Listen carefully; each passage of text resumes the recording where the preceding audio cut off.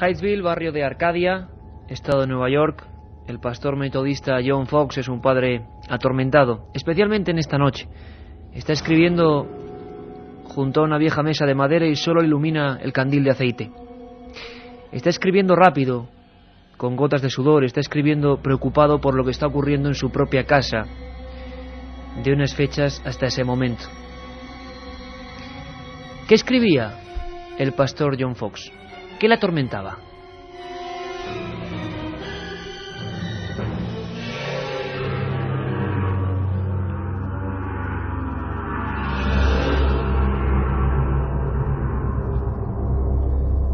Margareta y Catherine se han trasladado a nuestra habitación por miedo a los golpes. Llevan ya 5 días seguidos produciéndose, cada vez con más fuerza. Hasta mi esposa, ayer, junto a la escalera, escuchó lo que parecían cadenas arrastrándose y la agónica respiración de un hombre que subía tras ella. No hemos querido contarlo a nuestras hijas. Hoy, sin embargo, ha ocurrido algo más que afianza mi fe definitiva en dejar este lugar para siempre. Hemos sido despertados por los golpeteos sobre el muro, claros y secos. Mi hija menor, Katy, se ha levantado de la pequeña alcoba y ha caminado entre la oscuridad. Por unos instantes le ha cambiado el gesto. Ha golpeado con los nudillos en la pared 4 veces. Yo he cogido mi escopeta, que desde hace ya tiempo mantengo junto al jergón. Ha transcurrido poco tiempo, un instante, y 4 manotazos horribles se han estampado contra el muro, uno tras otro, con violencia, como queriendo indicarnos algo.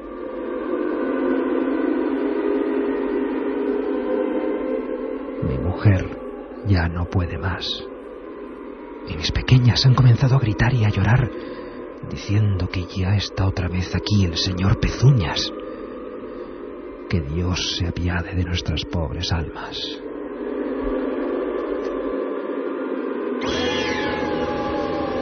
La otra realidad. Fenómenos extraños. Milenio 3. En la SER.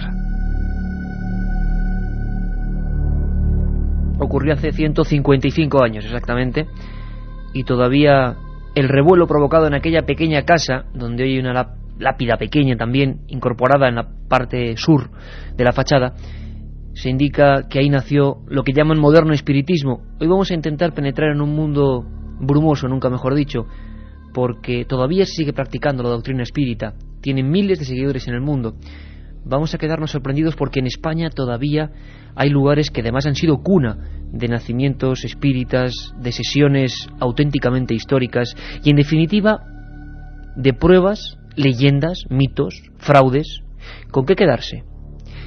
Todos hemos soñado, visualizado, quizá practicado también, quién sabe, alguna de estas sesiones que tuvieron su apogeo precisamente a partir de lo que ocurría en aquella casa, de lo que escribía aquel pastor metodista. Por cierto que al final, debajo de esos cimientos, apareció un cadáver, casi digno de película de terror, el cadáver de un buhonero que se llamaba Charles Bryan Rosma. La prensa de la época dijo que era el provocador de aquellos golpes, de aquellos raps, de aquella especie de alaridos de la madera que atormentaban a aquellas muchachas, que se convirtieron poco a poco, cada una cogiendo un camino, en abanderadas de ese movimiento nuevo. Vamos a descubrir muchas cosas esta noche y vamos a hacerlo con el escepticismo que siempre nos caracteriza, pero llegando hasta el fondo de las cuestiones. Casi vamos a vivir lo que realmente se produce en este tipo de sesiones. ¿A qué filosofía se engancha la gente que todavía habla de espíritus desencarnados? Y si todavía en pleno siglo XXI, época de satélites, época de Internet, hay gente que se coloca en la penumbra que ahora tenemos en el estudio 1, y bien sea por escritura automática, bien sea con el llamado tablero Ouija, o bien sea con lo que llaman mediums, intenta simple y sencillamente abrir las puertas del otro lado. Por cierto, somos Milenio 3 y estamos aquí todos en una noche muy especial, un tema que nos habéis pedido por activa y por pasiva. Carlos Barroso, Katia Rocha, el maestro Juanma Frasquet en la nave del misterio, con estas músicas que hoy de verdad que van a envolver todo de una forma muy especial. Y a mi lado, Carmen Porter, buenas madrugadas. Buenas madrugadas, Iker. Las vías ya abiertas, como siempre, para un tema que tú bien sabes que es constante. Da igual el tiempo que transcurra, da igual los asuntos como Libros Malditos la semana pasada, siempre hay alguien, y cuando digo alguien es un buen puñado de gente, que dice, ¿cuándo por fin vais a hablar de eso en torno a lo que tenemos tantas dudas, el espiritismo? ¿Cómo lo vais a enfocar? ¿Qué vais a hacer? Bueno, quizá hoy la respuesta, ¿no? Nos preguntaban además mucho sobre las hermanas Fox, sobre la Ouija, sobre las tablets, que eran esas cosas, que si había más formas de contactar con esos presuntos seres desencarnados, con los muertos. Y las líneas ya están abiertas en ese 7640, palabra clave, milenio, espacio y lo que vosotros queráis. Vuestras preguntas, también vuestros casos, si habéis tenido alguna experiencia, tanto buena como mala, con la Ouija, pues contárnoslo si queréis. Con la Ouija o con cualquier tipo de... O con cualquier otro método. 7640, palabra clave, milenio, espacio y lo que queráis. Esta noche, y además nos lo pedían ayer cuando estuvimos en Ámbito Cultural presentando los libros, que hacía mucho que no sorteábamos, 3 CDs con todos los programas que se han emitido. ¿Unos 150 programas, Iker? Sí, quedan 50, que no llegaron a grabarse, pero 150, o sea, casi unos toda la 150 colección. programas, casi todos los programas que hemos hecho en Milenio 3, para todos aquellos que escribáis al 7640, palabra clave, milenio. Sortearemos 3 entre todos vosotros. Y hoy tengo que decir, Carmen, que especialmente, así como el programa anterior era de asombro, de aprendizaje común, hoy sí es de esos programas, yo lo siento, aunque os conozco un poco y sé que también os gustan las emociones duras, que iba a ser un espacio... con muchos elementos dignos del recogimiento, y que cada uno se recoja donde y como pueda, porque de verdad que estar observando ahora mismo los viejos libros que tenemos en la mesa, o esta fotografía que tengo entre las manos de 10 mujeres enlutadas, a pesar de que son muy jóvenes, las hermanas Fox, con unas caras que parecen de cera, y abajo pone las madres del moderno espiritismo, sigue impactando como el primer día. Cuentan que en Babilonia, precisamente en aquella biblioteca que abríamos la semana pasada, Carmen, ¿recuerdas? La biblioteca de Asurbanipal, en aquellos libros malditos ya había referencias a Gilgamesh y a un amigo suyo muerto, un héroe de la antigüedad, y un amigo suyo que puede ser uno de los primeros espíritus de la historia. Es el 2000 antes de Cristo. Aquel amigo muerto parecía vivo y aparecía como una sombra verde. Ya en Egipto se creían los llamados Ku, unos espectros con cabezas de pájaro, y que eran, digamos, personas atrapadas. Fijaos qué definición más concreta hace miles de años, dejada en los misteriosos jeroglíficos, atrapados entre dos mundos. En China incluso, hace 4000 años, había fiestas en honor a los muertos que regresaban del otro lado. ¿Y sabes, Carmen, cómo se representaban? ¿Cómo se les dibujaba? Con la ropa y las heridas, porque siempre se creía que eran espíritus de los muertos en actos trágicos, que el espíritu se quedaba ahí si la muerte había sido dolorosa. Se le representaba en los viejos cuadros, en los viejos tapices, con la ropa que llevaba en el último día y las heridas sangrantes. Y qué hablar de las Sagradas Escrituras. Un mínimo detalle en el libro de Job, en 14 y 16 dice: el miedo, habla en primera persona, descendió sobre mí, y el temblor hacía que chocaran mis huesos. Entonces un espíritu pasó ante mi rostro. Estaba inmóvil, pero no pude discernir su forma. Espíritus, seres, en definitiva el hombre nunca ha acabado de sentirse solo. Como todo es un inmenso misterio, en el fondo casi todo, creo yo, creemos que compartimos este universo con más cosas, pero no sabemos definirlas, y como siempre este equipo de periodistas os va a poner los datos. Vamos a hablar con los representantes hoy en España de las federaciones espíritas.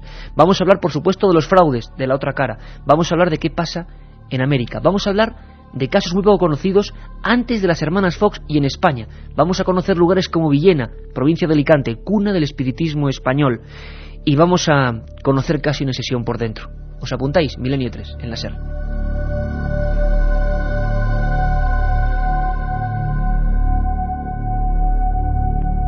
Milenio 3, con Iker Jiménez, en la cadena SER. Son las 9:43 minutos, 3,8, cómo ha bajado la temperatura, es increíble. Eso también es algo así paranormal. Tenemos todos el catarrazo que tenemos encima. Es lógico. Me gustaría que escucharais todos, Carmen, a una antropóloga, porque vamos a tener todo, como siempre en Milenio, todo tipo de profesiones, todo tipo de casi organigramas de lo social, para no pensar que el espiritismo puede ser una cosa que seduce solamente a los más incultos, que se podría pensar en esta época de tecnología. No. Concepción Reveriego es antropóloga y realizó una tesis que tuvo su polémica, una magnífica tesis doctoral que se llamaba Medicina Popular y Espiritismo, y estaba centrado en un lugar que, como digo, hoy vamos a visitar, Villena, provincia de Alicante, cuna, dicen, de esos primeros movimientos de gente que se reunía con ideas nuevas que llegaban de Europa y de América para contactar, y se hacían sesiones. Concepción Reviriego nos cuenta gráficamente, y entramos ya en materia, cómo era una de estas míticas sesiones en el Levante español. Se reúnen en torno a una mesa camilla, las más genéricas, hay otras modalidades también. Dirige una facultad, que puede ser hombre o mujer indistintamente. Abre la luz, es decir, se pone en contacto con los seres del más allá. Van apareciendo espíritus de distinta categoría, unos se llaman clarificados, es decir, para que nos entienda la mayor parte de la población, son espíritus buenos. Hay otros que son espíritus oscuros, que serían personas que han fallecido recientemente y todavía no han cogido la luz, no han pasado al más allá. Y entonces lo que se hace es hablar con ellos uno por uno y se les dice en el estado en el que se encuentran y se les pone en el camino de la luz, es decir, se les pasa a otro mundo, a otra dimensión. Estos espíritus son los que luego pueden volver a las sesiones espiritistas y a los que se les pide ayuda y orientación en la vida diaria para las personas vivas. Entonces, dentro de estas categorías de seres espirituales con los que se comunica, lo hacen también algunos que se les supone que son demasiado malos, demasiado oscuros, y con esos es con los que se hace un exorcismo para expulsarles de las sesiones y de las personas a las que han poseído.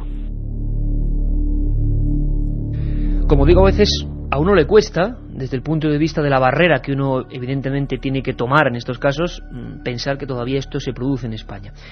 Y no hay que quedarse, que es lo que vamos a intentar hacer, en el ornamento, porque desde luego que es espectacular lo que parece que ocurre en estas sesiones, sino vamos a intentar penetrar un poco más, porque hay gente que le ha cambiado la vida todo esto, que lo defiende a muerte. Hay tesis, hay congresos, desde el espiritismo, si me permitís la palabra, y por supuesto con toda la dignidad, más rural de algunos lugares, más vivo, que se ha quedado ahí, gente que cree contactar con los muertos, o que contacta, yo qué sé, y que incluso vamos a escuchar cómo hay sesiones de ayuda a los difuntos, a difuntos que creen que todavía no están del todo muertos ni del todo vivos, sino en ese espacio intermedio, como decían en el antiguo Egipto, en los Ku, entre dos mundos, para ayudarles. Pero ¿cómo nos ha vendido el cine, cómo nos ha vendido la ficción, que siempre se queda corta ante la realidad, lo que ocurre en una sesión? Alguien que lo hizo muy bien fue Alejandro Amenábar en Los Otros, y a veces, como decía el viejo y mítico Antonio José Ales, la imagen a veces nos frena el instinto. Solo el sonido a veces tiene mucha más crudeza y nos llega a fondo. Yo no sé cómo estáis ahora y dónde estáis, pero solo os pido que escuchéis muy atentamente. Hablábamos con esta antropóloga de lo que es una sesión, pero nos imaginamos una sesión en vivo, nos imaginamos, hacemos un esfuerzo a una persona, una medium, suelen ser personas, mujeres habitualmente, de edad madura, y alguien que va transcribiendo lo que esa mujer, en una especie de garabato, sería un sistema que luego comentaremos, Carmen, la escritura automática, y se va transcribiendo lo que esa mujer, sudando, en trance, a veces surgían ectoplasmas, luego nuestros invitados nos contarán lo que son, iban dejando una serie de garabatos que parecían eso, el contacto con otro mundo. A veces, muchas de estas sesiones, y comentaremos casos con nombres y apellidos, acabaron en muerte, en España. Es decir, estamos manejando, sea lo que sea, algo peligroso. Pero por favor, estáis en la carretera, estáis en la cama, estáis de viaje, estáis haciendo la guardia, veamos en imágenes estas voces. ¿No lo oyes? ¿Hay alguien ahí?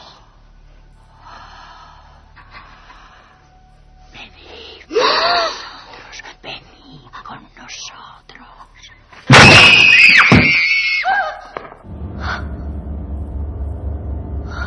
Padre nuestro, que estás en los cielos. ¿Por qué tenéis miedo, niños? ¿Por qué no queréis ser nuestros amigos? Hablad con nosotros. Hablad con nosotros.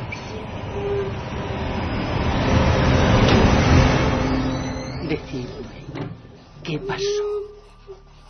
No se lo digas, no se lo digas. No se lo digas. Mamá. ¿Por qué lloráis, niños? ¿Qué pasó en esta habitación? ¿Qué os hizo vuestra madre?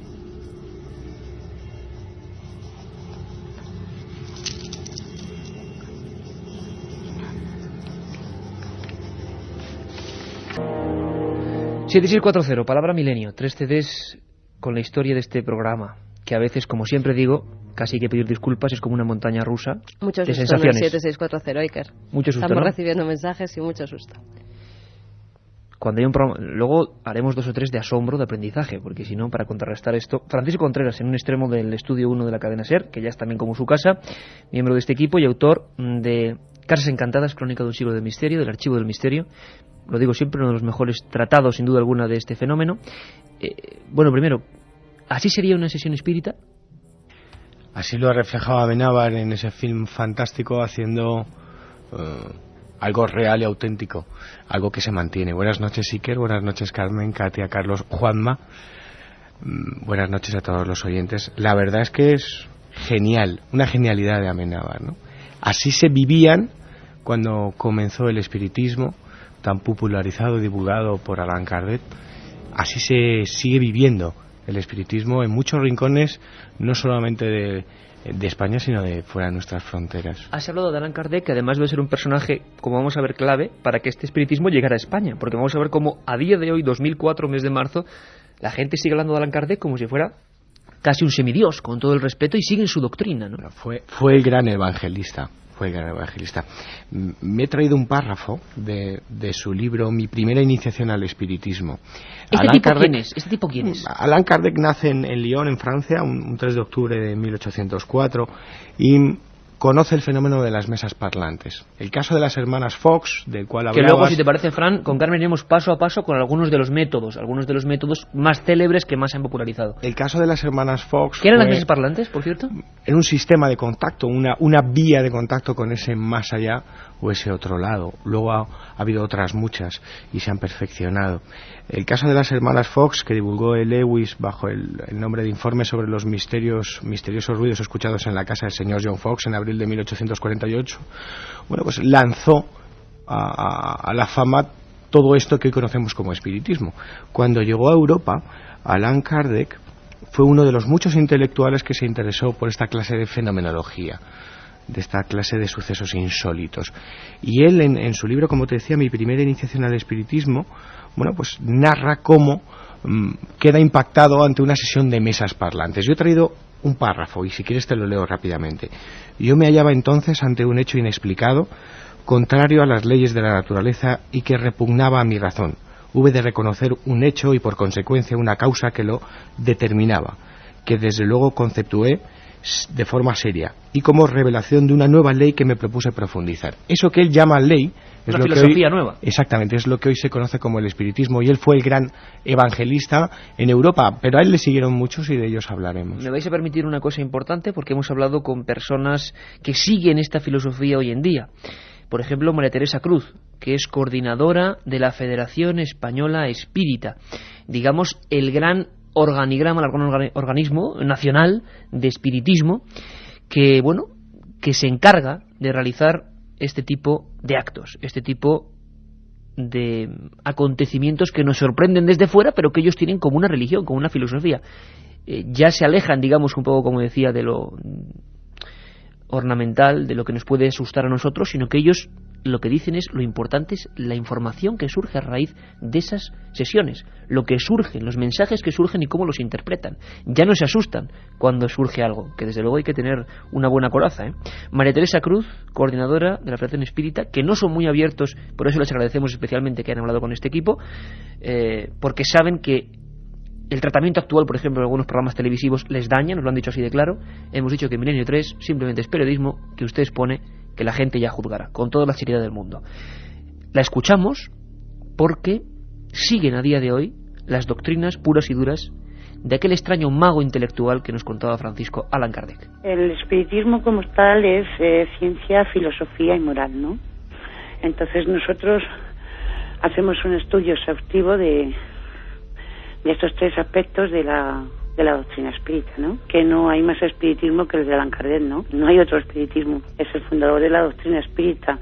No es algo que sea de él, porque la doctrina espírita es de los espíritus, como lo dice la palabra, ¿no? Pero para nosotros Allan Kardec fue el que la codificó y fue el que hizo posible que llegara a nuestras manos como hoy en día la estamos estudiando. Existe, como todos sabemos, el plano espiritual.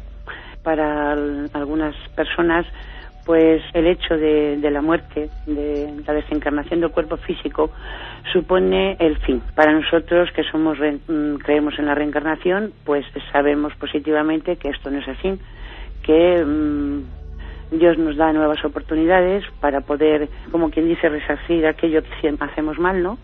Volver a hacerlo bien. Y para que el espíritu vaya evolucionando, ¿no? Entonces sabemos que en el plano espiritual existe y que es allí donde estamos cuando dejamos la envoltura física, lógicamente.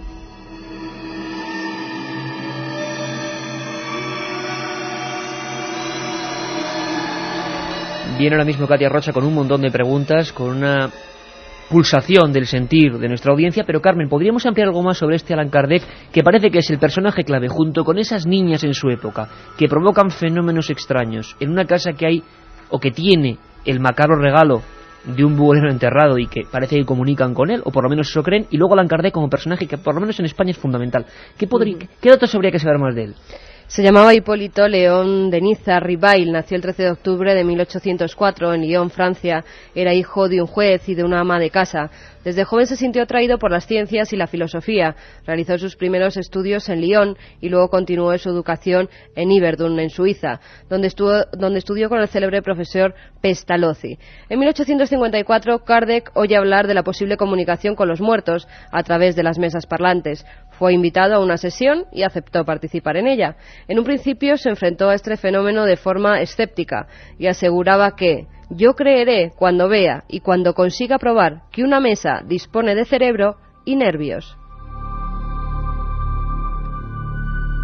En una de esas sesiones recibió un mensaje de un espíritu protector que le manifestó haberle conocido en una vida anterior cuando se encontraba con los druidas en las Galias y se llamaba Allan Kardec. Desde entonces adopta ese nombre y se le empieza a conocer en toda la doctrina espírita. Qué interesante, o sea que el famoso Allan Kardec se pone ese nombre porque se lo da un presunto espíritu en una de esas sesiones.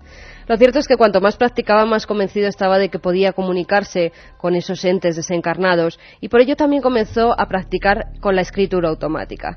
Todos los mensajes que recogía a lo largo de estas sesiones fueron compilados en el libro de los espíritus, que además se puede encontrar... La Biblia de esta gente. Efectivamente, y hoy en día está a la venta en muchas editoriales.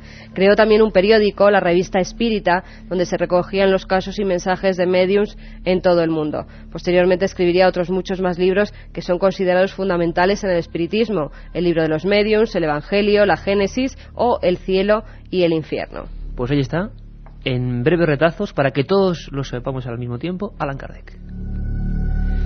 Katia, rápidamente, no sé, ¿qué dice la gente? Este tema, claro, nos toca en algo muy profundo. Hoy el pulso general de la gente, Iker, buenas noches, es miedo. Los mensajes que sigan mandándonos al 7640, palabra clave milenio, y ese disputadísimo CD que no está a la venta, que nos lo preguntan muchísimo, no está a la venta, y ya dijimos que no aceptábamos sobornos. ¿Tú te meterías en una sesión como la que hemos escuchado de Amenábar? Tú serías una buena medium, ¿eh? Sí, gracias. No sé si lo tomarlo como un pirobo, pero no, ya hice una vez la Ouija y no quiero recordarlo porque me arrepiento muchísimo. Bueno, cuentas. Oyentes que nos dicen... No creo que lo pueda contar. Porque hay difuntos que se comunican y otros que no. Los míos nunca lo hacen y me gustaría. Carlos de Cambrils. Bueno. Otro oyente que nos dice: me llamo José, soy de Cáceres y quería saber si la Ouija es peligrosa. Mirar lo que pasó en Vallecas. Muchos oyentes preguntan que quieren hacer la Ouija, quieren saber antes si es peligrosa. Hablaremos de eso, ¿no, Francisco? ¿Te parece? Un poquito. ¿De qué es la Ouija? No existe un programa de la Ouija. Haremos un programa, eterna cantinela de Iker Jiménez, sobre la Ouija, porque merece un programa entero, pero como método que empieza a surgir.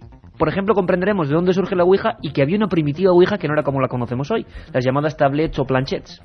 Alejandro de Talavera nos dice: de adolescentes solíamos hacer espiritismo, hasta que un día nos llevamos un buen susto. ¿Puede resultar peligroso si no lo haces con lo esporte? Esto nos lo decía Ana. Y Alejandro de Talavera, perdón, que antes me he equivocado, decía: si hacemos sesiones con Ouija, mi gato se pone como loco, huye y tarda días en volver. Dos cositas, nada, en 20 segundos, Francisco. Espiritismo y jóvenes, mezcla peligrosa, ¿verdad, Francisco? Peligrosísimo. ¿Y animales? siempre sensibles. Siempre suelen tener una especial sensibilidad ante esta clase de fenómenos. De esos animales. Sí. Una pregunta que se repite mucho es si después de una sesión podría quedar algo de los espíritus en el lugar realizado. Aquí partimos de la base de que nadie del equipo, creo yo, sabe si hay espíritus o no, porque realmente no hemos todavía tenido la evidencia, ¿no?, de que existen. Por si acaso. Pero bueno, parece ser, lo que está clarísimo es que, por lo que hemos sabido, cuando Francisco, por ejemplo, ha acudido a muchos de esos casos que refleja en su libro, de casas supuestamente con fenómenos extraños, siempre, ¿verdad, Francisco?, había un antecedente peligroso, que eran gente joven, bastante de cachondeo y haciendo cosas como vamos a contar hoy, y que luego no había quien viviese allí. Exacto. Bueno, pues todo esto y mucho más en la hora entera que nos queda, con muchos más datos, con muchos más informes, con muchas más voces y conociendo el tema desde dentro, desde antropólogos hasta espíritas que siguen practicando y creyendo fielmente. Por cierto, vamos a tener a uno de los teólogos más importantes del mundo en este tema, al padre François Brun, que nos contará qué piensa él como sacerdote y también como espírita. Un montón de cosas, os esperamos.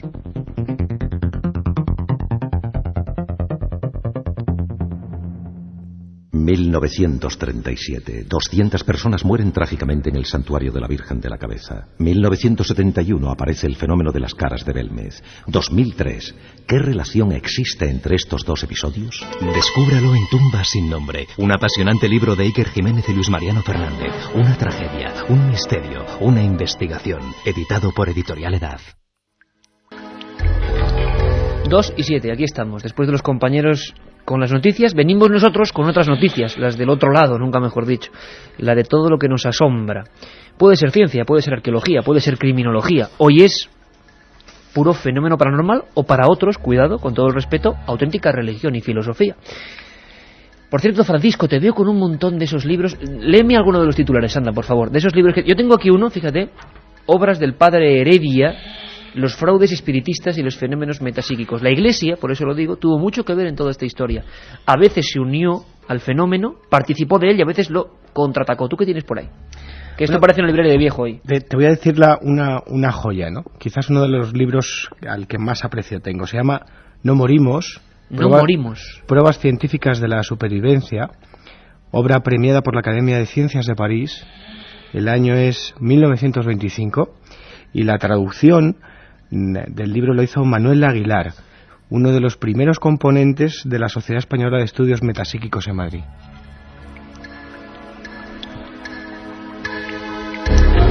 Porque vamos a hablar de ellos, completamente desconocidos, el tiempo se los ha tragado. Hubo Allan Kardec españoles, hubo personas que en este país hicieron suya aquella revolución de poder hablar con los espíritus. Ellos la creían así y empezaron a trasladar ese fenómeno. Pero antes, por favor, queremos escuchar de nuevo a María Teresa Cruz, porque hay una cosa que a mí me ha sorprendido muchísimo. A ver qué opináis vosotros. Por cierto, como siempre, Carmen, estás apuntando decenas, centenares ya de mensajes. 7640, esos 3 CDs de Milenio 3, y con preguntas, como siempre, interesantísimas. Vamos a ir salteando unas cuantas de la cantidad que hay. Amigos que nos están escuchando en las cabinas de sus camiones. Estoy metido en la cabina del camión y no te digo nada del tema de hoy. Yo hace años hice la ouija con mis amigos. Bueno, un abrazo para todos los amigos de La Rosca, ¿no?, que están por todas las carreteras de España y que son buenísimos amigos. María Teresa Cruz, Confederación Española de Espiritismo. Ha habido un término que a mí, yo no sé qué os parecerá a vosotros: ayudar a espíritus desencarnados. Hay un tipo de sesiones que no es para ponerse en contacto y ya está, sino para trasvase informativo, saber según ellos qué ocurre en ese otro mundo, y para ayudar, para que esos mediums que ya parecen muy, hablamos de 20, 30, 40 años de experiencia, de esto apenas se sabe nada. Esta gente no va a salir en la televisión. Esto es otro mundo absolutamente cerrado y hermético en el que hoy asomamos, ¿no?, nuestras grabadoras. Pues esta gente dice que tiene la facultad de ayudar a esas personas, que debe ser lo más problemático, que se quedan ahí entre dos mundos, ¿no? Escuchamos. Y luego existen las normales, las que normalmente hacemos en los centros espíritas, que es de atendimiento a espíritus sufrientes, espíritus que han dejado la envoltura física precipitadamente, o que no saben que han desencarnado, que se ven en sus casas al lado de sus seres queridos, les hablan y no les contestan. Esto para el espíritu es un sufrimiento. O que sí saben que están en el plano espiritual, pero que sus seres queridos les lloran lógicamente y ellos quisieran consolarlos y no los atienden. O sea, es un abanico tan grande de ayuda a los espíritus, que es lo que realmente en los centros espíritas hoy por hoy se está haciendo, porque investigación creo que en los centros hoy por hoy no se están haciendo aquí en España. Entonces se está trabajando más en este campo, en el campo de ayudar a los espíritus que desencarnan. Ayudar a los espíritus que desencarnan. Menudas palabras. Hablábamos antes de Hydesville, esa casita de Arcadia convertida en monumento a lo imposible. Luego, si te parece, Francisco, al final contaremos qué pasó con las Fox, con esas 3 niñas que llegaron a comunicarse con, como siempre hacemos, esos raps, esos sonidos secos en las maderas, con el que establecían una especie de código casi morse, ¿no? O premorse, con esa figura que les decía que era un buhonero, y luego el buhonero apareció enterrado, con lo cual mucha gente pensó que las criminales incluso podían ser ellas o la familia, que había una información previa, pero ahí se quedó. Condenas de fraude, parte de ellas diciendo que era fraude, otras diciendo que fueron amenazadas, en definitiva todo el lío que siempre se monta con esto de la llamada parapsicología o metapsíquica en esa época. Hemos encontrado, nuestro equipo de investigación ha encontrado un caso anterior, y esto es increíble, a Hydesville, 1847. Pues hablamos de más de 200 años antes, en un lugar de Las Palmas, en Tacande. Fue tan increíble lo que ocurría allí, esos golpes y voces, una voz directa, que Francisco es uno de los fenómenos más extraños, ¿no?, en el espiritismo. Voz directa, no golpes o una medium, sino se escuchaba una voz. Poquísimos casos en la historia de este tipo, ¿no? Prácticamente ninguno. Y una voz que daba además un nombre, el de un antiguo habitante de esa casa. Y ahora vamos a contar la historia de ese habitante porque es terrorífica también. 200 años antes del fenómeno neoyorquino, en las Islas Canarias, pero nadie lo supo, ocurrían cosas asombrosas. Y nos lo cuenta brevemente nuestro corresponsal allí, José Gregorio González. En el año 1628 se empiezan a suceder todo tipo de fenómenos extraños en torno a una casa, y hasta el punto de que, a pesar de la insularidad, de que incluso hoy en día pues hay en ocasiones dificultades para la comunicación entre islas, pues en aquella época el fenómeno fue tan importante, tan contundente, que toda Canarias estaba pendiente de lo que estaba sucediendo, ¿no?, en el pago de Tacande. En principio comenzaron a sucederse pequeños fenómenos, digamos, extraños, movimientos de objetos, ruidos, sobre todo ruidos, cosas que se cambiaban de lugar. Empezó a escucharse una voz que surgía de la nada, una voz directa, que es la terminología que se usa en el espiritismo para referirse a este tipo de fenómenos, y que hablaba con los presentes. Una voz surgida, imagínate lo que puede ser esto, ¿no?, surgida de la nada, y que en presencia de todas aquellas personas que visitaban la casa, pues hablaba con ellos, y algunos de los presentes sufrieron ataques de esta energía invisible que en un momento determinado se identificó como Ana González, ¿no?, un nombre bastante, digamos, común para la época, y que ignoramos si realmente obedecía a una persona que realmente se hubiese llamado así, ¿no? Caso estremecedor, Canarias, 1628. Hay documentación, auténtico expediente X antiquísimo, anterior a todo lo conocido, investigación eclesiástica. En una casa, varias personas, sin ser conscientes de estar haciendo espiritismo, se concentraban para escuchar esa voz, y esa voz incluso se ponía nombre y apellido, Ana González, y se hablaba, creo, Carmen, que ibas por ahí, de una mujer que había fallecido en un parto, ¿no?, en esa misma casa. Dando a luz, efectivamente. Se llamaba Ana, y ella misma, Ana González, y ella misma es la que ante ese religioso se identifica, diciendo quién es, diciendo cómo ha muerto, en qué circunstancias, y que había sido antiguo habitante. Hay que decir que esa casa hoy en día quedan los restos, pero todavía sigue en pie, y desde entonces tiene la leyenda, sobre todo en las Islas Canarias, de maldita. Desde ese momento en el que empiezan a producirse los fenómenos paranormales, no vuelve a ser habitada. Y hablamos, ojo, de casi 400 años. Y es que nuestro país y el archipiélago, todas partes están absolutamente colapsadas de fenómenos de este tipo, que no tuvieron la fama, desde luego, de las hermanas Fox, pero pasó algo parecido o más espectacular. Nuestro compañero, como siempre hace la gente de Milenio 3, sigue investigando y está detrás de informes eclesiásticos de lo que pasó, quizá la primera investigación oficial de la Iglesia de un fenómeno de preespiritismo. Escuchamos a José Gregorio. Yo intenté localizar este informe dentro de los documentos de la Inquisición, y es curioso porque en aquella época la Inquisición estaba muy fuerte en Canarias y no hay ninguna reseña al caso de la dama de Tacande en los archivos de la Inquisición. Y también hemos intentado hacer indagaciones, de momento infructuosas, en los archivos de la diócesis canariense. En aquel momento el obispado, solo había un obispado para toda Canarias y estaba con sede en Las Palmas de Gran Canaria. Y el obispado abrió una investigación trasladando al testigo principal de los acontecimientos, que se presuponía era sobrino de esta misteriosa Ana González, y lo tuvo por espacio de varios meses en el obispado de Gran Canaria por obra del obispo Cristóbal de la Cámara y Murga, interrogándolo, investigando. Incluso se supone que llevaron algunas de las cruces que se materializaban en medio de esas reuniones, esas convocatorias de gente, ¿verdad? Pero tampoco hemos podido localizar ese informe, aunque tenemos indicios muy muy serios de que efectivamente en los archivos del obispado sí que existe informe sobre este asunto, ¿no?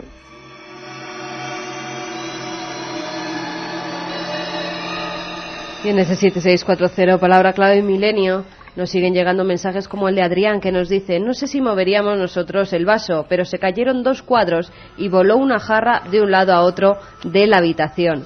También nos dice: hola, me llamo Chema desde Madrid. La ouija es tenebrosa, la hicimos en Ochate y fue tétrico. Sea lo que sea el mundo que hay detrás.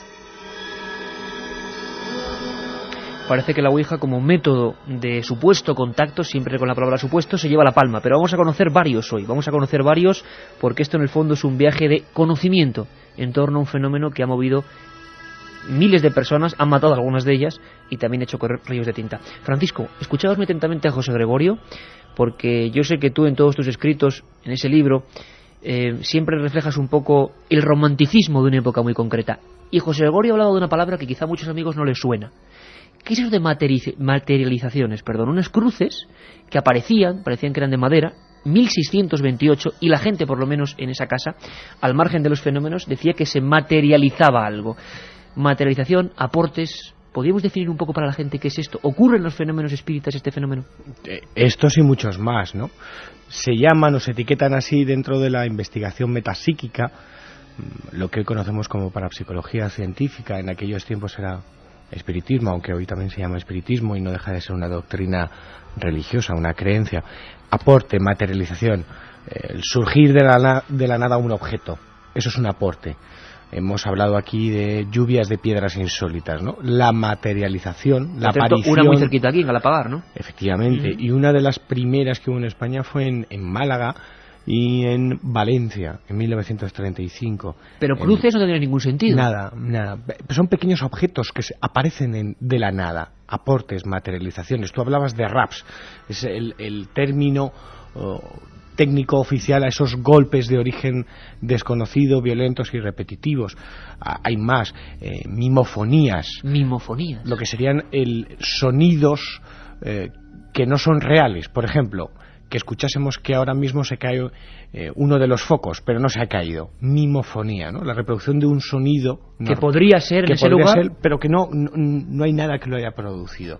Hay toda una lista de nombres que están catalogados y estudiados, que son característicos. Es la fenomenología que se da en lugares supuestamente o presuntamente embrujados. Katia Rocha me apunta desde la nave del misterio que, caramba, es verdad, en la Diana, Belchite, el famoso caso de Belchite, se recogían en las grabadoras motores concretos de aviones que supuestamente pudieron estar, pero no estaban en ese momento, claro, 50 años después, ¿no? Es lo que tiene la psicofonía o la parafonía, ¿no? Que todo es posible. Registra cosas quizás atemporales. Marconi y Jerison decían que en el aire, en el éter, se podía quedar como archivos, como hoy en día entenderíamos los archivos informáticos, las palabras, ¿no? ¿Quién sabe? Pero Francisco, tú me comentabas antes al micrófono cerrado una historia que me ha encantado y que queremos también aprender con todos, ¿no? No solo Allan Kardec se puede llevar la palma en el sentido de difusor del espiritismo. En España hubo mucha gente que sufrió y que se emocionó con esta historia. El tiempo se los ha tragado. ¿Hay algún caso que tú quieras recordar especial de gente que trajo traducciones de libros, que infundió el espiritismo aquí, pero solo por su fe, digamos, casi kamikaze, ¿no? Hombre, es una historia muy romántica, quizás unida a ese programa de hace una semana, ¿no? De libros malditos. Hay cosas muy curiosas. Fíjate, las hermanas Fox, los apóstoles, entre comillas, del espiritismo, fallecen en 1892. En 1892, en 1868, el espiritismo ya está en España. Y está de la mano de intelectuales, concretamente de 3 ciudades: Barcelona, Madrid y Sevilla. Porque dentro de todo esto que estamos hablando esta noche, de la doctrina espírita, hay muchas cosas que se desconocen, ¿no? Y yo me quedaría con 1868 porque es cuando nacen 3 publicaciones espíritas. ¿Publicaciones ya? ¿Independientes? 3 periódicos espíritas.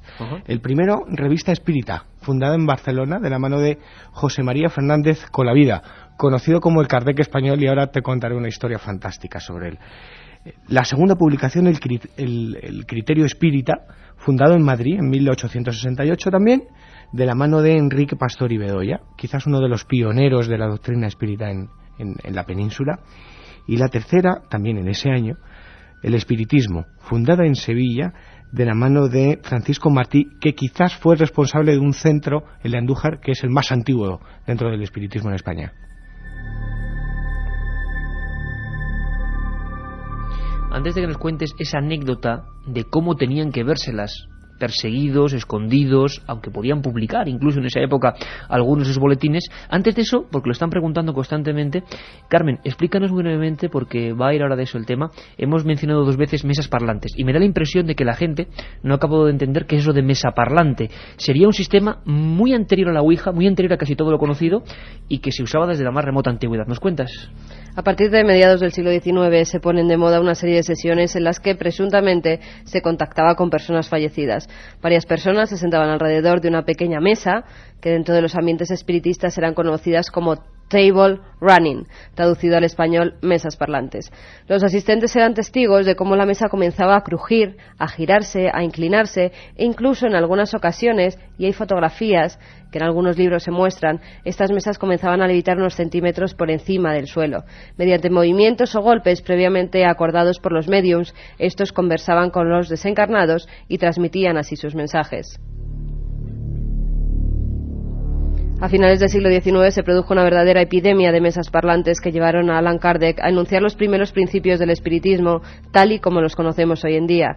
Kardec estaba convencido de que las personas fallecidas se comunicaban a través de esas mesas, mientras que otros investigadores aseguraban que eran fuerzas psíquicas desconocidas e inconscientemente producidas por las personas que efectuaban este ritual.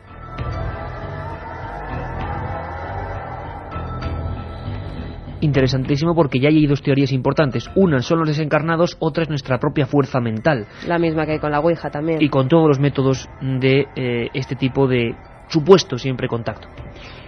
Hablamos de mesas parlantes.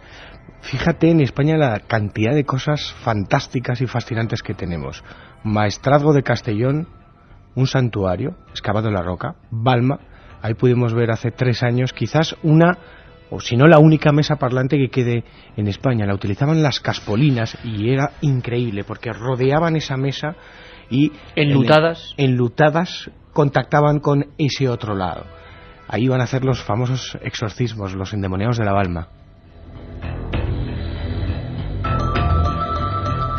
Está tremendo esto hoy, y yo me acuerdo, Francisco, siguiendo las famosas mesas parlantes de Nules, en un último caso en España, en Cataluña.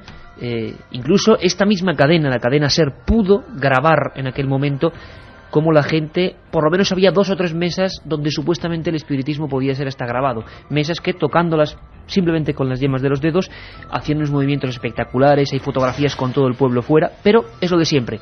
Un extraño velo, el que tapa todo el tema del espiritismo, se las llevó para siempre. Por cierto, la anécdota de ese hombre, ¿qué le pasó? ¿Cómo trajo sus primeros libros de espiritismo a España? Hombre, hablaba de libros malditos. En 1861 es una fecha maldita para el espiritismo porque en Barcelona, el obispo de Barcelona, la Iglesia quema más de 300 volúmenes dedicados al espiritismo. Toda la obra de Allan Kardec que había en España la quema, ¿no? La verdad es que sufren una pequeña persecución. Y bueno, lo curioso es que este notario militar, José María Fernández Colavida, conocido como el Kardec español, consigue de forma clandestina ponerse en contacto con un capitán que se llama Ramón Larguier, que era comandante de un vapor que se llamaba el Monarca. y lleva a Barcelona un cargamento de forma clandestina de obras espíritas, y él se dedica a traducirlas para de nuevo difundir toda la doctrina espírita por toda España.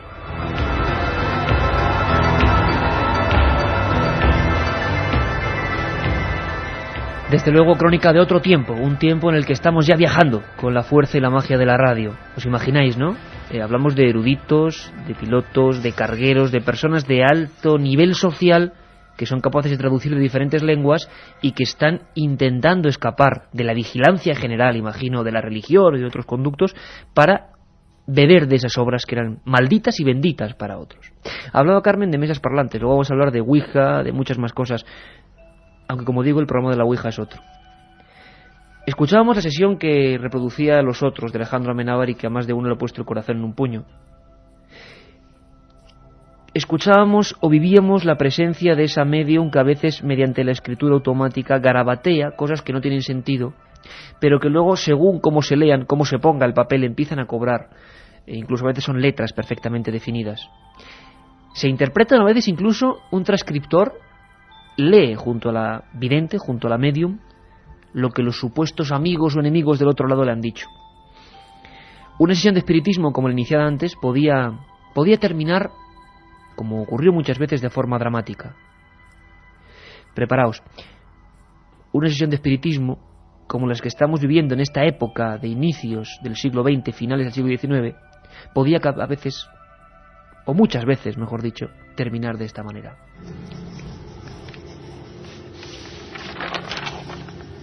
Pues así como os mato, con una almohada. ¡No nos mató! Niños, si estáis muertos, ¿por qué permanecéis en esta casa? ¡No estamos muertos! ¿Por qué permanecéis en esta casa? ¡No estamos muertos! ¡No estamos muertos! ¡No estamos muertos! ¡No estamos muertos! ¡No estamos ¿Por qué permanecéis en esta casa? ¡No estamos muertos! ¡No estamos muertos! ¡No estamos muertos! ¡No estamos muertos! ¡No estamos muertos! ¡No estamos muertos! ¡No estamos muertos! ¡No estamos muertos!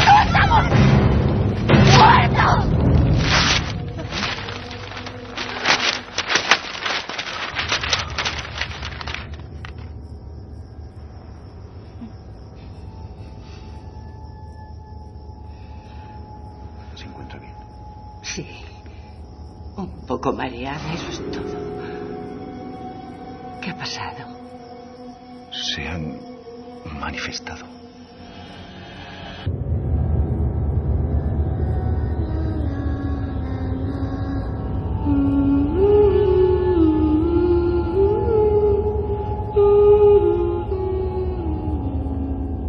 La otra realidad. Fenómenos extraños. Milenio 3. En la SER.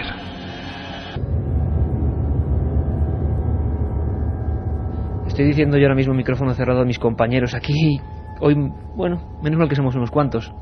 Hay mucha oscuridad por ahí detrás, Francisco, y a veces a uno se le impactan las cosas, ¿no? Escuchándolas aquí por los cascos, que quizás sea de una manera un poquito distinta de cómo se entra el sonido a vosotros, pero sabemos que vosotros estáis en sitios mucho más peculiares que el nuestro. Y yo digo que si hay un culpable de todo esto, si siempre es Juanma Frasquet, el que perpetra estas músicas, ¿no? Que ya nos preguntan mucho por él. Así que, claro, lo de siempre. La radio puede ayudarnos perfectamente, sin imágenes, a comprender lo que vivía aquella gente.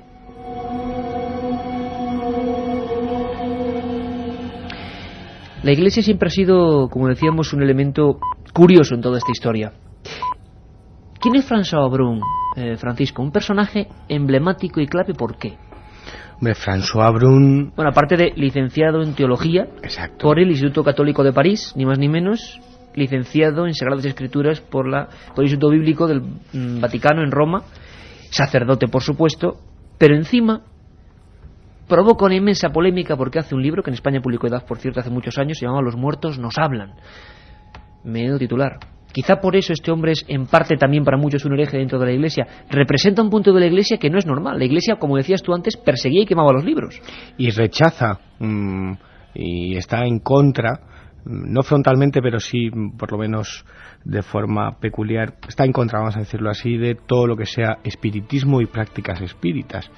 Es más, hay documentos en los que ya luchaban contra estos lugares presuntamente embrujados donde ocurrían cosas insólitas, y la prueba la tenemos en dos papas. Primero el Papa Urbano VIII en el siglo XVI, y luego el Papa Benedicto, creo que era XIV, en el siglo XVII, que él hace el primer texto para que los sacerdotes luchen contra todo esto, ¿no? Como una cruzada. Más allá, ¿no? Se llamaba Servorum Dei Beatificaciones. François Brun es uno de esos hombres valientes que no tienen miedo a decir que hay un más allá, que las comunicaciones son posibles, y que no entiende el muro de silencio que hay en este tema. Pues es muy fuerte. Lo dice él, lo escuchamos. François Brun, sacerdote, licenciado por el Instituto Católico de París y por el de Sagradas Escrituras del Vaticano. Auténtico revuelo causó esto en su día, y nos dice lo siguiente: ese muro de silencio y lo que se está haciendo en otros países. Exactamente. Per me no hay duda, para mí no hay duda ninguno. Muy a menudo fui en Italia, porque en Italia son convenios, congresos cada mes, y tengo la oportunidad de encontrar allá muchos investigadores de Italia y de Alemania. Es más conocido en Alemania y en Italia, y son asuntos estupendos de comunicaciones desde el más allá, pues, sobre todo con las familias, con los niños. Y para mí no hay ninguna duda posible que estos asuntos, estas comunicaciones me parecen muy normales. Lo que para mí no es normal es este muro de silencio entre el más allá y nuestro mundo. Creo que Dios no lo ha querido nunca.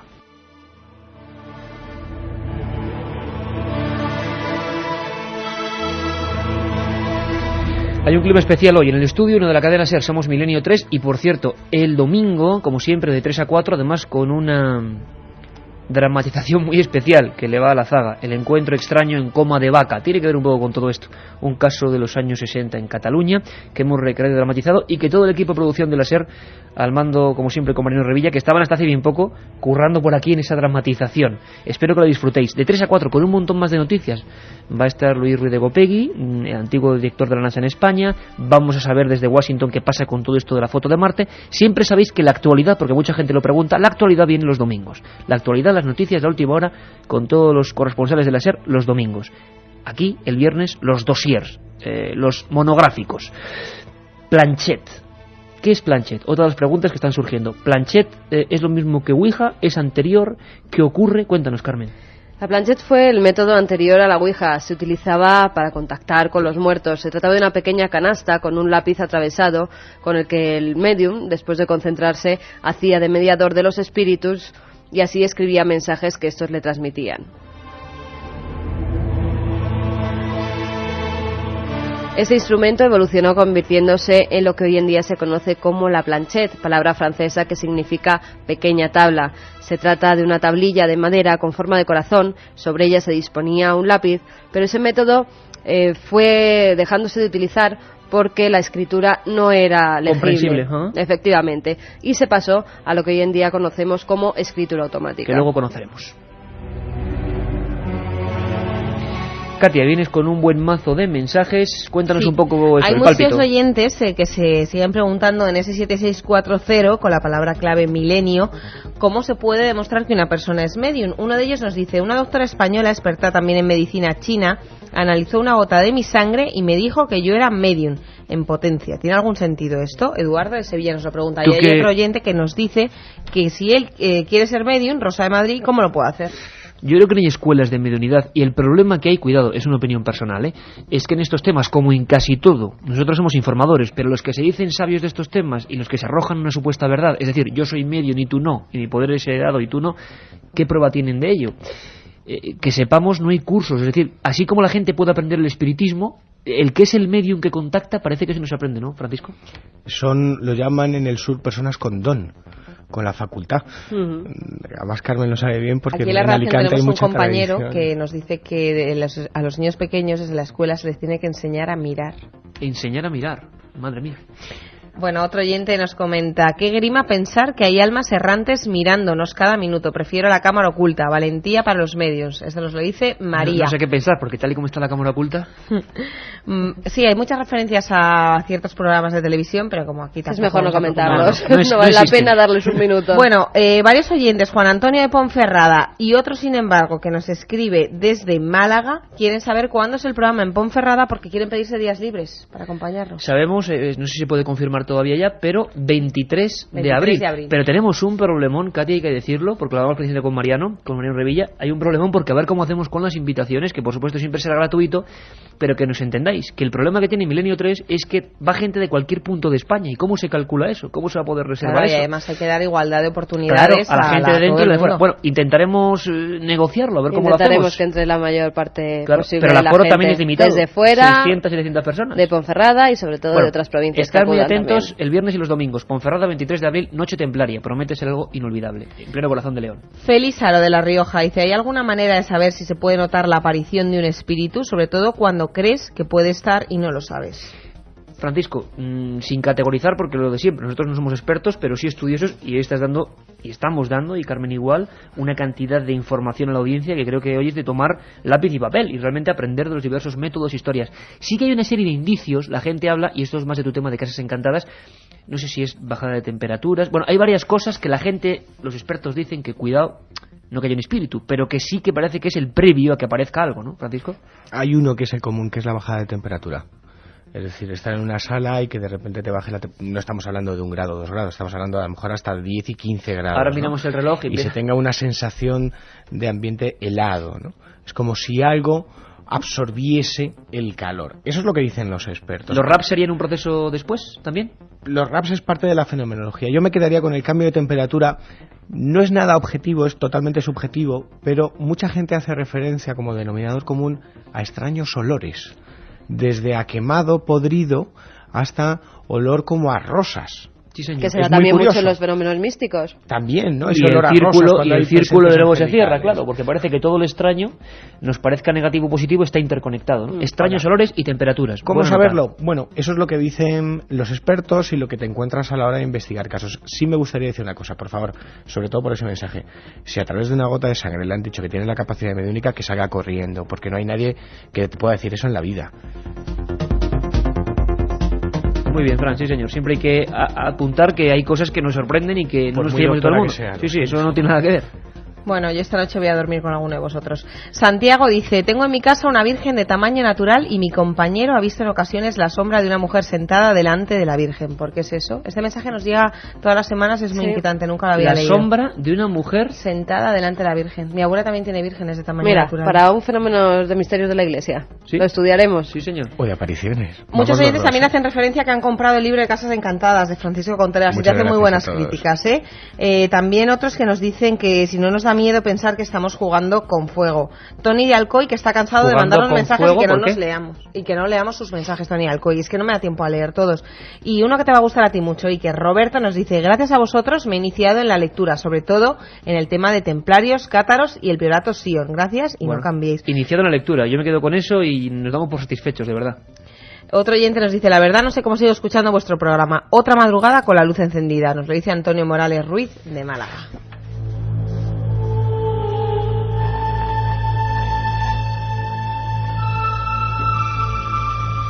7640, Palabra Milenio, 3 CDs con la historia, sobre todo porque mucha gente se incorpora constantemente. Nos pedís temas que hemos tocado hace un mes, hace 2, y estamos aquí desde junio del 2002, desde el 1 de junio de ese año. Y no hemos descansado ninguna semana, o sea que hay muchos programas por escuchar y reescuchar en esos CDs, en el 7640, Palabra Milenio. Carmen, Francisco, toda la audiencia, amigos, escuchad muy atentamente a François Brun esta segunda parte de la conversación, porque a mí me ha dejado particularmente inquieto. Y tiene mucho que ver con lo que los oyentes están preguntando. Esa sensación de qué hacer, quién está al otro lado, son lo que creemos que son, por qué van a ser los muertos, por qué va a ser nuestra fuerza, por qué no puede ser otra cosa. Pero claro, escuchado en esta autoridad mundial eclesiástica, suena muy fuerte. Lo escuchamos. Creo que tenemos que distinguir entre dos tipos de comunicaciones con el más allá. Comunicaciones con queridos muertos de la familia o amigos próximos, y entonces no hay dificultad ninguna. Creo que tenemos el diálogo y que no hay duda que es una verdadera comunicación con el más allá.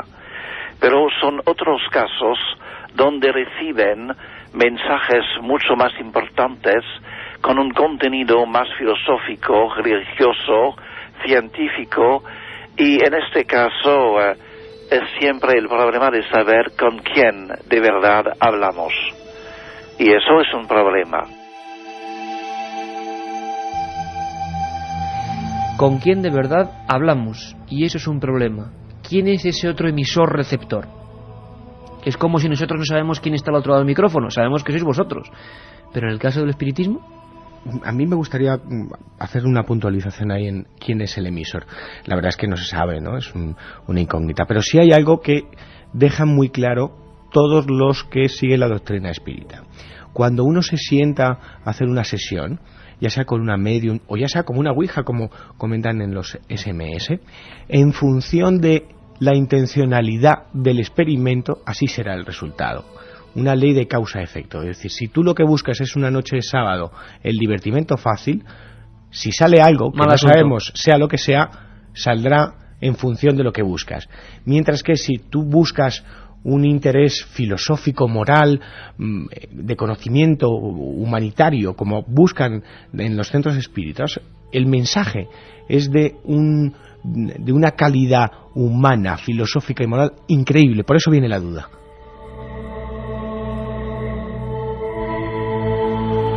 vamos a conocer además, será otro programa también por supuesto cuando hablemos de dotados, de personajes que tenían facultades excepcionales, pero en el tema del espiritismo se entremezclan, claro. Muchos de ellos, luego Pablo Villarrubia desde la Casa do Brasil, nuestro reportero brasileño, nos hablará de Carlos Mirabelli, uno de los más extraños. ¿Cómo definirnoslo en 30 segundos? Fotos antiguas y gente que por la nariz, por la boca, por las orejas expulsa una extraña sustancia. Son fotos clásicas, tú reproduces varias en el libro.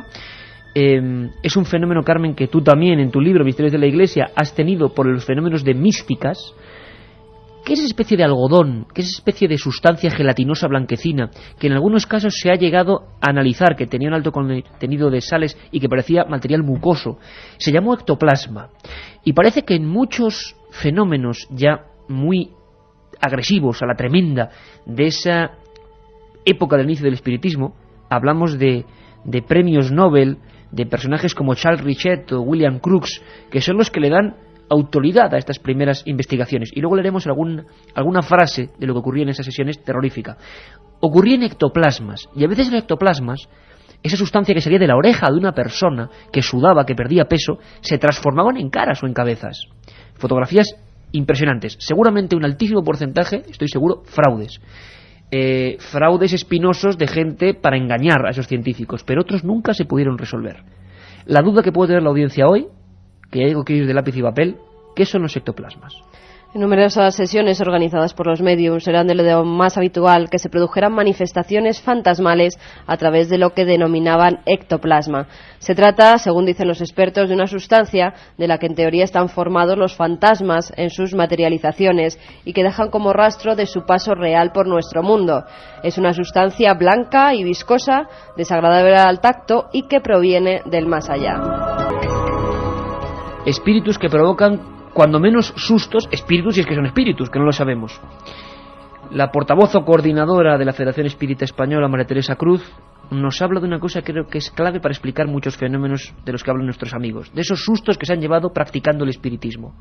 Ella dice que los espíritus no pueden hacer eso y que siempre hace falta la participación de un medium consciente. Es decir, lo que decía Francisco Contreras, quizá alguien o un poco malévolo, o haciéndolo de cachondeo, que inconscientemente incluso genera la entrada de esas cosas más o menos malignas. Lo explica ella mejor que yo, desde luego. Dentro de los espíritus existen muchas categorías de espíritus, porque los espíritus no son otra cosa nada más que los hombres desprovistos del cuerpo físico, porque el hombre, la persona cuando desencarna, no varía, sigue siendo la misma, sin cuerpo, pero sigue siendo la misma. Entonces, hay espíritus burlones, hay espíritus malos, hay espíritus obsesores, hay espíritus de toda índole, igual que las hay encarnados. ¿Qué pasa? Que se complacen en este tipo de cosas. Unos son por venganza, otros son por juergas, cosas así, ¿no? Entonces, cuando sucede cualquier cosa de este tipo, que cualquier espírita sabe que esto sucede porque hay mediunidades de efectos físicos cerca. Porque los espíritus no pueden hacer nada si no tienen una mediunidad de efectos físicos. El espíritu por sí mismo no puede hacer nunca nada.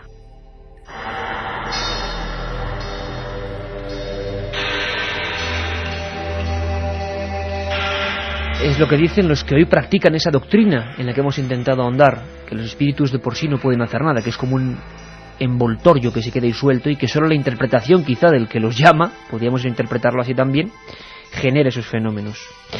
Hay oyentes que están escuchándonos de menudos sitios, Carmen. Me parece que les gusta pasarlo un poquito mal, ¿eh? Pues por ejemplo, Yonai de Tenerife nos dice: estamos en Cortijo Jurado y hemos conocido a 3 oyentes de Milenio 3, o sea que había más gente allí. Que tengan cuidado, que hay un vigilante de seguridad. Esto es demasiado. Mañana por la mañana intentaremos entrar. Bueno, van a entrar de día, o sea que se encontrarán con seguridad. También nos dice: hola, soy un chico de Ciudad Real y os oímos desde un antiguo manicomio. Me gustaría que pusieseis la versión original de Gladiator. Felicidades por el programa. Y también un amigo que nos dice: sois malvados, soy Manolo de Granada y sigo de guardia en quirófanos. Y si viene una urgencia, ¿qué? Pues atenderla, por supuesto, que nadie deje de atender sus labores porque esté enganchado a Milenio 3. Faltaría más. Villena, Francisco, provincia de Alicante, como un lugar donde nace el espiritismo español, digamos, o se irradia, y parece curioso, ¿no?, que sea una ciudad tan pequeña, llena de curanderos, tú lo conoces muy bien. Ahí ocurrieron cosas prodigiosas, ¿no? Hombre, Villena es un lugar mágico que merecería un programa entero porque es la capital del espiritismo y de la medicina popular. Hay tesis doctorales realizadas por diferentes enfermeros, antropólogos, que hablan de que es la única localidad, ya no solamente de España, sino del mundo, en el que más del 70% de la población es curandera y practicante de la doctrina espírita. Y hablamos de un pueblo importante, no es un pueblo pequeñito, es un pueblo importante. Hablabas de antropología y esa es, la hemos escuchado antes, Concepción Reviriego, autora de esa tesis doctoral, Medicina Popular y Espiritismo, menuda mezcla, en Villena. Vamos a conocer cómo es Villena y por qué pudo haber los elementos para que ahí y en otra parte, no, pues surgiera esta pasión por conjuntar, fijaos qué doctrinas, curanderismo ancestral y el nuevo espiritismo. Villena tiene mucho y de traza ya muy antigua. Yo diría que prácticamente desde que el espiritismo empezó en España, se puede decir que empezó en Villena. Hubo personas en Villena y en todo el Vinalopó que estaban, digamos, dentro de lo que era el credo espiritista. No solamente hubo personas que eran villenenses que se integraron en el credo espiritista, sino que además villenenses que residían por entonces en Sudamérica, que después volvieron aquí, ya también de allí venían con estas creencias, O sea, que vinieron varias corrientes y una de ellas venía pues posiblemente incluso desde Barcelona y desde Madrid. Y también aquí en Villena luego ya entroncaron con prácticas más antiguas de la medicina popular y fue cuando se fusionó prácticas antiguas de la medicina popular con las teorías espiritistas. Hubo algunos personajes clave en Villena para que todo esto ocurriera, ¿no, Francisco? 2 personajes claves. Uno es Ramón Esquembre, nacido en 1862, y otro es Francisco Marín, nacido en 1900, los dos en Alicante, ¿no? Como bien decía Concepción, eran diferentes corrientes, ¿no? Venía de Barcelona, de ese ala de Kardec español que hablábamos, que era José María Fernández Coravida, también de Amalia Domingo Soler, una sevillana que luego emigró a Barcelona y que fue una mujer fascinante, incluso de madrileños como el conde Jimeno, que crea la Sociedad Española de Estudios Metapsíquicos en 1920. Es decir, la gente intelectual, curiosa, veía en la doctrina espírita una nueva forma de conocimiento y saciaban esa necesidad de conocimiento en el espiritismo, y lo más sorprendente es como el espiritismo deja de ser una doctrina filosófica, moral, religiosa, les llenaba y lo difundían hasta tal punto que fue, ahora hablaremos de ello, un español, un malagueño para más señas, un comerciante, Juan Espada, quien introduce el espiritismo en Sudamérica, por ejemplo en Argentina.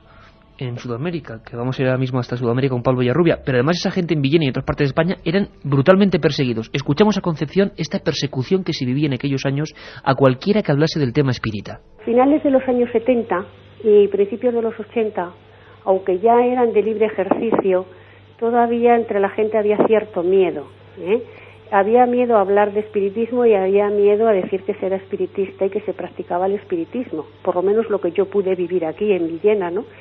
Y sí, toda esta gente, no los más jóvenes que se estaban integrando en aquellos momentos, pero la gente de más edad habían estado practicando el espiritismo pues desde que terminó la Guerra Civil hasta los años 80.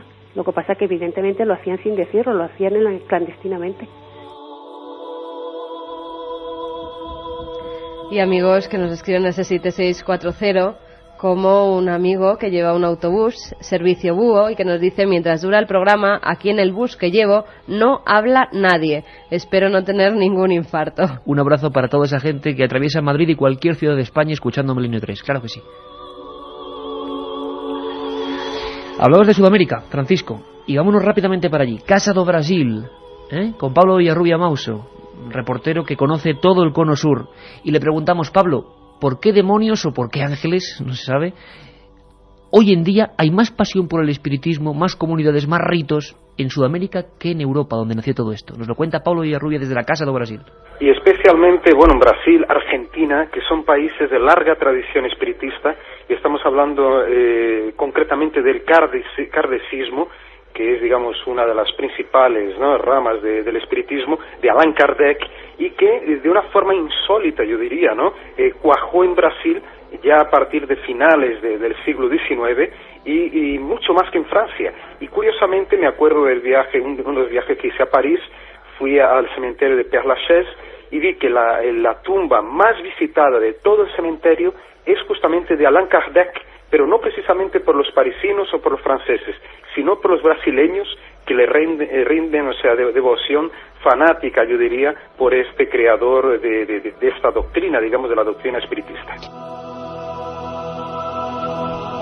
Había personajes tan asombrosos en aquella época y en aquellos países que se motivaban investigaciones oficiales. Y si no, escuchad a Pablo Villarrubia hablando de ese prodigio llamado Carlos Mirabelli. Principios del siglo XX, los fenómenos espiritistas en toda Europa eran muy intensos desde el punto de vista, por ejemplo, la formación de ectoplasma, las mesas parlantes, como has dicho, manifestaciones muy visuales, táctiles, auditivas, del espiritismo. Muchas veces se daban incluso materializaciones de entidades espirituales, como las que provocaba o las que inducía el mismo medium brasileño, el famoso Mirabelli. Mirabelli ya es prácticamente una leyenda, Este hombre que tenía grandes dotes paranormales y espiritistas, Y él lograba realmente materializar, y ahí estaban presentes incluso miembros de varias sociedades parapsicológicas internacionales, como la de Londres, por ejemplo, fueron a Brasil especialmente para investigar en los años 20, años 30, al fabuloso, al fenomenal Mirabelli. Y se constataron, por ejemplo, ectoplasma, formación de ectoplasma, vieron cómo materializaba seres muy extraños o personajes hindúes, también, por ejemplo, esclavos de la antigua colonia que era portuguesa, y era algo realmente espectacular. Casos asombrosos, como siempre digo. Continuaremos con el tema y hablaremos, si os parece, de personajes concretos: Eleonor Zugun, Florence Cook, Carlos Mirabelli, esos médiums que, como dice Francisco, ya no hay, o también, como dice Carmen, una técnica que ha avanzado mucho y quizá supieron descubrir sus trucos, o no. ¿Quién sabe? El debate, como siempre, está abierto y es lo interesante, y cada uno se pone de parte de quien quiera.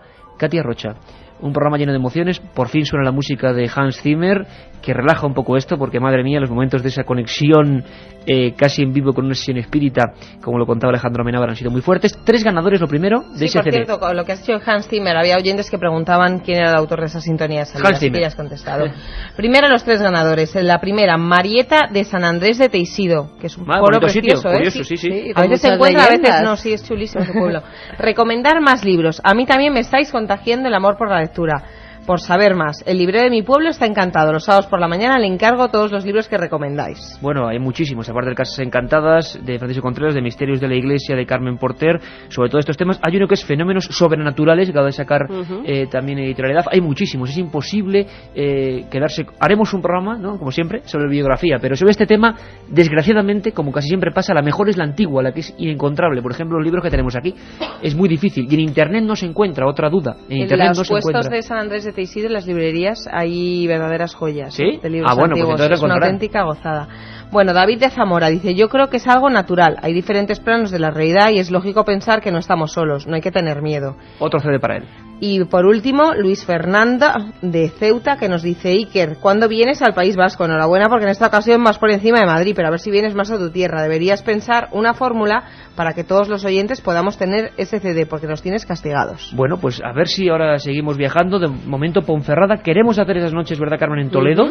Por lo menos en una noche de investigación. Un recorrido por ese Toledo mágico. Porque es maravilloso. Hombre, y donde nos propongáis. De momento parece que lo que está claro es Ponferrada, día 23, y además con muchos amigos y corresponsales por toda España.